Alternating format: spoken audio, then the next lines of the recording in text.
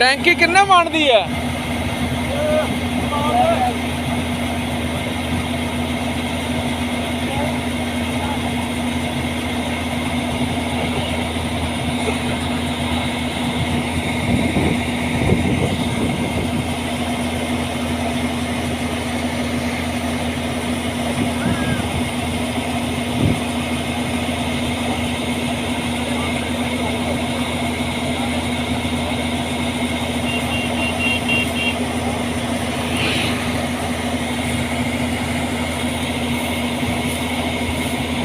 क्यों भाई ठीक है?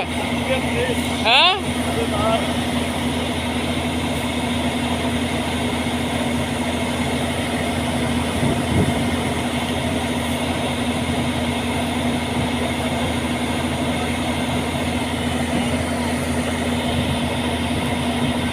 उत्ते चढ़ के वेखनी भी है जो खाली हो जाए टैंकी।